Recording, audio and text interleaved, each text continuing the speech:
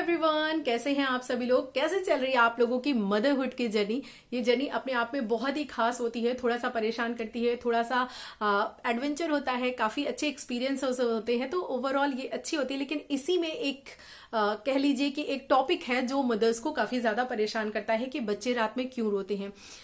हालांकि इसके बहुत सारे लोग घर में बहुत सारी रीजन बताते हैं, लेकिन काफी बार क्या होता है, अगर बच्चा रो रहा है तो 10 में से 9 बार दिमाग जो है वो कॉलिक के ऊपर जाता है। तो क्या ये रीजन हो सकता है? क्या हर बार बच्चे को कॉलिक हो सकता है कि उस वजह से बच्चा रात में रो रहा है? तो पूरा डिटेल से इसी टॉपिक पे बात करने वाले हैं। देखिए, बेबी के रोने के कई सारे रीजन होते हैं, हमें सिर्फ उसको कॉलिक से नहीं जोड़ना चाहिए। कैसे आप समझ सकते हैं कि बेबी को कॉलिक यानी कि गैस की प्रॉब्लम है या नहीं है, उस पर भी बात करने वाले हैं। देखिए, बहुत सारे रीजन है। जैसे कि आपका बच्चा जब रोना स्टार्ट कर रहा है रात में, तो कई बार ऐसा होता है कि जनरली कुछ बच्चे ऐसे होते हैं जो बाहर मदर के यानी कि वॉर्म से, गर्भ से जब बाहर आते हैं तो बहुत ही जल्दी मतलब ये जो आपका एटमॉस्फेयर है इसके साथ एडजस्ट कर लेते हैं। बहुत इजी होता है उनके लिए इस एटमॉस्फेयर में थोड़ा सा एडजस्ट करना। कुछ बच्चे ऐसे होते हैं जो कि बहुत अलगाव सा समझते हैं, उन्हें ये लगता है कि वो मदर से बहुत दूर हो गए हैं, तो उन्हें थोड़ा सा अटेंशन चाहिए होता है, उन्हें थोड़ा सा एक तरह कह लीजिए स्किन टच चाहिए होता है। तो अगर आपको लग रहा है कि आप अपने बेबी को ले रहे हैं और वो गोद में आने के बाद शांत हो जा रहा है, देन फिर आप उसको लिटा दे रहे हैं, तो फिर वो रोने लग रहा है, इसका मतलब ये है कि उसको नीड है कि वो थोड़ी देर के लिए स्किन कॉन्टेक्ट चाहता है, आपके पास रहना चाहता है। तो परेशान मत होइए, ऐसी में थोड़ी देर के लिए उसको अपने पास रखिए। जब वो थोड़ा सा कंफर्टेबल हो जाए, थोड़ा सा नॉर्मल हो जाए, तो फिर देखिएगा वो आराम से सो जाएगा और आराम से इजी हो जाएगा, नॉर्मल हो जाएगा। अगले रीजन की बात करते हैं। कई बार क्या होता है कुछ बच्चों में कि ये होता है, उन्हें जब यूरिन हो या पोटी हो तो वो क्या करते हैं, रोने लगते हैं या करने के तुरंत बाद रोने लगते हैं। तो जनरली क्या होता है, हम चेक नहीं करते हैं और हम दिमाग उधर ही चलाने लगते हैं। तो सबसे पहले तो आपको ये चेक करना है कि कहीं बेबी ने पोटी या सुसु तो नहीं किया है, इस पे भी ध्यान देना है आपको। तो दूसरा रीजन ये हो गया बच्चों के रात में रोने का। कई बार वो डिस्कम्फर्ट होते हैं जब लेटे रहते हैं, और वो वहां पर बहुत से बच्चे तो गीलेपन में भी लेटे रहते हैं, उन्हें कोई प्रॉब्लम नहीं थी। लेकिन कुछ बच्चे होते हैं जो बिल्कुल भी इस सिचुएशन के साथ एडजस्ट नहीं कर पाते, जैसे ही वो यूरिन पास करते हैं तुरंत ही वो रोना स्टार्ट कर देते हैं। तो आपको ये सारी चीजें समझनी होंगी, और धीरे धीरे जब आप बेबी को समझना स्टार्ट करेंगे, धीरे धीरे उसके हर एक्शंस पे एक जिसे बोलते हैं ना, अच्छे से गौर करेंगे, तो बहुत जल्दी आप उसको हैंडल करना, बहुत जल्दी उसकी आदतों को समझ जाएंगे। अगले रीजन की बात करते हैं। कई बार क्या होता है, हम बच्चे को मतलब ओवर रैप कर देते हैं। हमें ये लगता है कि छोटा सा बच्चा है तो शायद इसे ज्यादा ठंडी लग रही होगी, इसीलिए हम इसको काफी ज्यादा रैप कर देते हैं, काफी ब्लैंकेट्स उड़ा दिया। तो बच्चा जो है कई बार डिस्कम्फर्ट महसूस करता है, यानी कि आपको लगता है कि बेबी को ठंडी गर्मी इतना नहीं, लेकिन बच्चा भी ठंडी गर्मी सब कुछ एक्सप्रेस करता है। अगर बच्चे को वो जो एटमॉस्फेयर है वो उसको मतलब कि सही नहीं लग रहा है, या फिर उसको गर्मी हो सकती है इसलिए वो रो रहा है, या फिर उसको ठंड लग सकती है, आपने कम उसे पहनाया तो भी वो इरिटेटिंग हो सकता है, रो सकता है। अगर आपको चेक करना है कि क्या इनमें से कुछ रीजन तो नहीं है, आप उसकी नेक के पास, यहाँ पर ईयर के पास, यहाँ पर हाथ लगा करके देखिए। सबसे बेस्ट जगह यही है। अगर यहाँ पर आपको, क्योंकि अदरवाइज अगर बच्चा काफी देर से रो रहा है तो वैसे भी वो स्वेट में थोड़ा सा आ सकता है, तो आप यहाँ पर अपना हाथ लगाइए, और अगर आपको लगे कि हाँ यहाँ पर स्वेटिंग है, इट मीन्स आपका बच्चा जो है वो थोड़ी सी गर्मी की वजह से परेशान है। तो आप उसको थोड़ा सा माहौल एडजस्ट करने की कोशिश कीजिए। थोड़े से उसके, अगर आपने एक्स्ट्रा लेयरिंग कर दी है क्लॉथ की, तो उसको हटाइए। देखिए बेबी आपका जो है वो कंफर्टेबल हो जाएगा। तो ये सारी सिचुएशन, ये सारी चीजें भी ध्यान में रखनी है। सिर्फ कॉलिक के ऊपर परेशान नहीं होना है कि कहीं उसको जब हुआ तो कब्ज ही हो गई है, ये नहीं सोचना है, और सारी चीजें भी सोचनी है। कई बार हम बच्चों को रात में डायपर पहना देते हैं, बच्चे कई बार उससे एडजस्ट नहीं कर पाते या वो कंफर्टेबल नहीं होते, उसकी वजह से रोते हैं। तो अगर आपको लग रहा है कि आपका बेबी डायपर हटा देने के बाद रोना बंद कर दे रहा है, इट मीन्स उसको नहीं चाहिए, वो कंफर्टेबल नहीं है, तो आप विदाउट डायपर ही उसको सुलाने की कोशिश कीजिए। तो ये सारे रीजन होते हैं।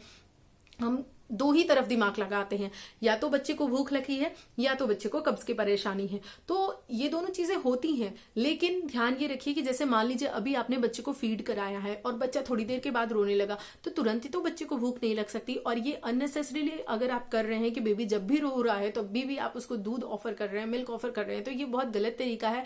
इसकी वजह से बच्चा परेशान हो सकता है, उसको डाइजेशन की प्रॉब्लम हो सकती है, बच्चों को भी कच्ची डकार आती है, इस वजह से भी बच्चे रोते हैं। तो उसके लिए आपको क्या करना है, अगर आपको लग रहा है कि आपने ये सब कुछ चेक कर लिया है, आपने पट्टी चेक कर लिया, आपने सूसू चेक कर लिया, आपने देख लिया कहीं बच्चे को गर्मी तो नहीं लग रही, ठंडी तो नहीं लग रही है, ये सब आपने देख लिया, आपने स्किन कांटेक्ट दे करके देख लिया कि हाँ बेबी हमारे पास रहने के पास भी, यानी हम उसको चिपका कर अपने पास रखे हैं, उसके बावजूद भी वो कंफर्टेबल नहीं हो रहा है, तो फिर आप समझ सकते हैं कि बच्चे को या तो कच्ची डकार आ रही होगी या फिर बच्चे को कॉलिक की यानी कि गैस की प्रॉब्लम होगी। तो आप कर क्या सकते हो, ऐसे में कोशिश कीजिए उसको बर्प कराने की, यानी कि उसको डकार दिलाने की। आपको इस पोजीशन में रखना है। कई लोग यहाँ पर रखते हैं, तो यहाँ पर नहीं रखना है आपको, बच्चे को बिल्कुल नीचे नहीं रखना। ये जो आपका शोल्डर है इसके ऊपर ही उसका जो हेड है वो होना चाहिए। यहाँ पर रखकर आपको अपवर्ड डायरेक्शन में ऐसे ऐसे बेबी के पीठ पे हल्के हल्के, बहुत लोग बहुत तेज तेज से मारते हैं, नहीं बिल्कुल भी नहीं करना है, बस आपको एक डायरेक्शन देना है, हल्का सा अपवर्ड डायरेक्शन में ऐसे ऐसे आप करोगे तो उसको आराम से बर्प हो जाएगा, यानी कि डकार आ जाएगी, तो उसको हो सकता है थोड़ा सा रिलीफ मिल जाए। और हर फीडिंग के बाद, ये तो आपको एक मास्टर रूल है, ये याद ही रखना है कि स्पेशली बच्चा जब तक 6 महीने का है तब तक आप जब भी उसको दूध पिलाएं, फीड कराएं, बिना बर्प किए उसको नहीं लेटाएं। कुछ बच्चों में ये होता है कि वो जल्दी बर्प कर लेते हैं, पीने के कुछ ही मिनट बाद कर लेते हैं, कुछ बच्चे 5 मिनट का टाइम लगाते हैं, कुछ बच्चे 15-15 20-20 मिनट तक का टाइम लगाते हैं। तो आपको पेशेंस रखना पड़ेगा और ध्यान रख करके उसको बर्प कराइए। और अगर आपको उससे भी नहीं समझ में आ रहा तो आपको क्या करना है, अपने जस्ट मैं कैसे बताऊं, मतलब आप ये समझ लीजिए कि अपने लेग को ऐसे, आपको एक लेग को ऊपर एक लेग को नीचे रखना है, ठीक है, बैठ जाना है और इस सिचुएशन में बैठना है कि आपका जो एक लेग हो वो ऊपर हो थोड़ा सा, दूसरे लेग को थोड़ा सा नीचे करके बैठिए। तो जो नीचे वाला लेग है इस पे आपको बेबी को हल्का सा टेक देना है और शोल्डर उसका यहाँ पे ऊपर वाले पे रखना है। और उसके बाद आपको बेबी को बिल्कुल ऐसे ही हल्का सा उसका स्टमक दबाते हुए, ये वाला जो आपका लेग है ना जो ऊंचा है, उससे बेबी का स्टमक हल्का सा दबा हुआ होना चाहिए। जब हल्का सा, बहुत ज्यादा तेज नहीं दबाना, अगर हल्के से स्टमक दबा हुआ है और आप ऊपर की तरफ ऐसे ऐसे करेंगे तो उसको आराम से रिलैक्स हो जाएगा, या फिर वो जिसे बोलते हैं कि गैस रिलीज करेगा या फिर उसको डकार आ जाएगी। ये 2 कंडीशन में से कुछ ना कुछ उसके साथ होगा तो उसको आराम मिल जाएगा।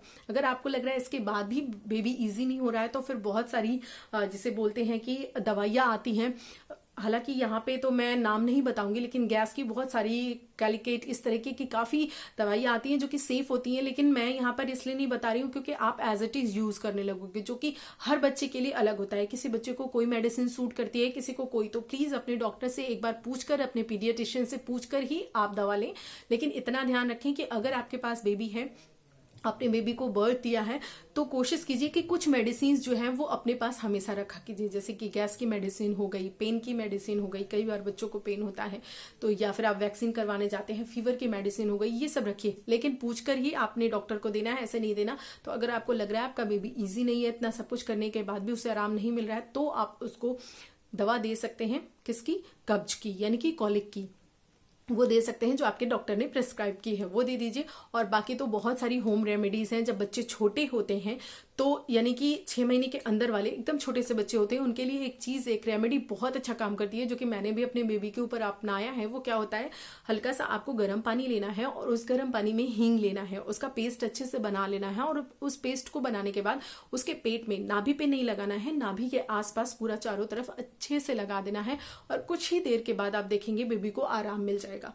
इस तरीके की काफी रेमेडीज होती हैं जो कि आप अपना सकते हैं। रोल ऑन भी आता है जो मैंने लिया था, लेकिन रोल ऑन ने तो बहुत ज्यादा इफेक्ट नहीं दिखाया था, लेकिन ये जो हींग वाला पेस्ट था इसने काफी अच्छा काम किया था। तो रोल ऑन आता है, उसको भी आप लगा सकते हैं उसके स्टमक एरिया पे, तो उसको आराम मिल जाएगा। तो ओवरऑल मैंने आपसे बात किया कि जो आपका बेबी है वो रात में किस किस रीजन से रो सकता है, खाली कब्ज ही वजह नहीं हो सकती, और चीज़ों पे भी आपको ध्यान देना चाहिए कि बाकी चीज़ें सही है या नहीं। पता चला आप कब्ज पे ही निजात दिलाने की कोशिश करो और बच्चा किसी और चीज़ से परेशान हो, तो इन सारी चीज़ों पे भी ध्यान दीजिए। वैसे तो जो माँ है उनके लिए तो कुछ कहा ही नहीं जा सकता, क्योंकि जो मदर्स होती हैं, किसी को पता चले या ना चले, मदर्स तो डे 1 से ही अपने बच्चे को समझने लगती है। वैसे भी वो मदर्स जो बच्चे से पहले से कम्युनिकेट कर रही हैं, जो पेट में अगर बेबी है उससे बातें करती हैं, तो वो मदर्स बच्चे को फर्स्ट डे से ही समझने लगती हैं कि बेबी को क्या प्रॉब्लम है, बेबी क्यों रो रहा है, कब हंस रहा है, क्या एक्सप्रेस करने की कोशिश कर रहा है, तो वो सब कुछ माँ समझने लगती हैं। तो एक बार थोड़ा सा टाइम दीजिए मदर के पास, आराम से चीज़ें ठीक हो जाएंगी।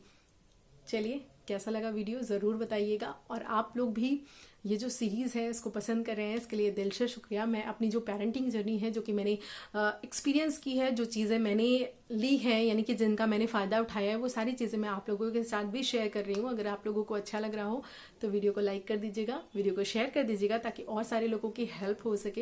एंड अगर चैनल पे नए हैं तो चैनल को सब्सक्राइब भी कर दीजिएगा, ताकि आप भी बन सके इस ब्यूटीफुल सी फैमिली का हिस्सा। कोई टॉपिक आप चाहते हैं जिसको मैं कवर करूं, जिस पे मैं वीडियो बनाऊं, तो ज़रूर नीचे लिख भेजिएगा। मिलती हूँ अगले वीडियो में, तब तक के लिए बाय एंड नमस्कार।